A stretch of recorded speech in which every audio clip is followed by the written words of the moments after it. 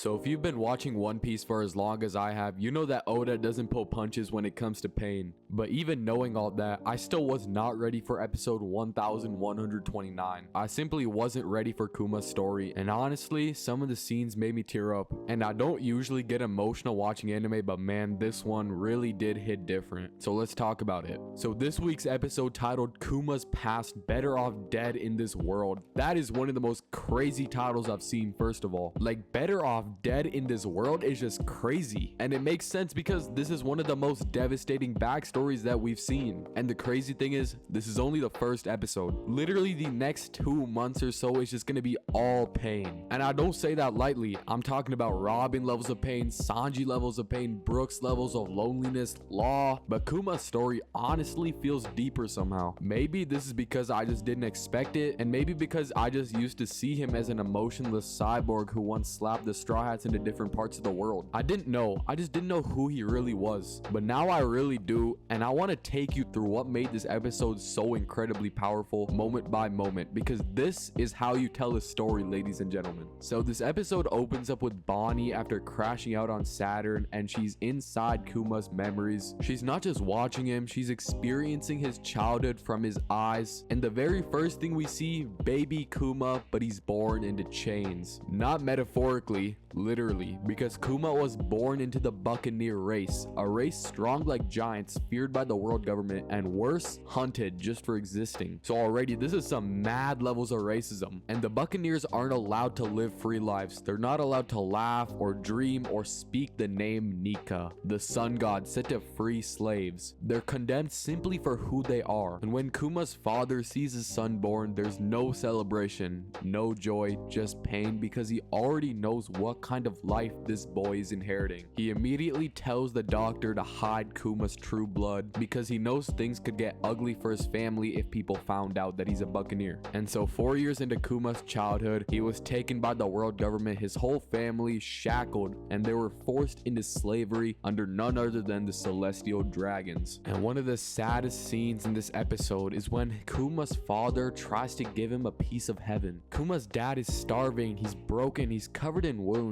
he's dancing, and he's trying to make his son smile, telling him a story about a hero who would come save people like them, a man named Nikka, the sun god. He said Nikka always laughed no matter what, always smiled in the face of pain, and as he dances, just trying to give his son a glimmer of hope after learning about his wife's death, going through all these struggles and hardships. The guards come down, they tell him to stop, to shut up, but he doesn't. He just keeps dancing, smiling through bloody teeth until they raise a gun and shoot him right in front of Kuma. And I had to pause this episode right there because, man, this was a really powerful scene. And seeing how this is how Kuma learns about Nikka, not through books, not through joy, but through a memory soaked in his father's blood. It was his father's final gift, a myth, a symbol of hope, and it's taken away with a bullet. And it's kind of crazy to see how Nikka was always the one that Kuma was waiting for. His interactions with Luffy made so much more sense, and all of this just seemed like fate. And from there on, Kuma is raised in more chains. He becomes a property of the celestial dragons, their entertainment, a child who's forced to smile when beaten, to serve while bleeding, to survive when others around him couldn't. The episode doesn't hold back. You can see the scars, you can see the despair, but what's even more powerful is what you don't see. Kuma never cries, he never screams, he just takes it, endures it, like the myth his father told him about. And Kuma starts believing that maybe, just maybe someday he could become like Nikka, that if he suffered enough, maybe one day he could bring people happiness too, even if it cost him everything. And knowing what we know now, that Kuma would grow up to literally take people's pain away using his powers, that hits like a truck. That dream didn't die, it just grew quieter, more internal, and eventually he made it real. But before that, things got even worse, because we enter God Valley. And yeah, you've heard of the name before. That's where Garp fought alongside Roger. That's where the celestial dragons held their twisted native hunting competition, a game where humans, mostly slaves, are hunted for sport. And this is where Kuma ends up next. He's just 9 years old, by the way. And here the episode shows how the world government doesn't see slaves as people. It shows nobles laughing while children scream, and Kuma just trying to escape because he knows that he's gonna die either way. He breaks out of his jail cell because he is really strong as a kid because of that Buccaneer blood, and his own cellmates are forced to confront Kuma and try and bring him back because they will get killed if Kuma doesn't come back. And Kuma just runs, not because he thinks he can escape, but because something in his body won't let him stop. And during this desperate time that Kuma's in, he bumps into two other kids, Ivankov and Ginny. And that's where the episode ends. And now that I've taken you through the episode, I want to talk about the themes because One Piece doesn't just tell stories, it tells human stories. Kuma's backstory is about what it means to suffer quietly, about inherited pain and the choice to either become bitter or become a blessing. And Kuma, despite everything, chose to be a blessing. He took other people's pain so they wouldn't have to feel what he did. He became Nikka in his own way. And I just think that's why this episode hurts so much, because it's not just about one man's pain, it's about what people do with that pain.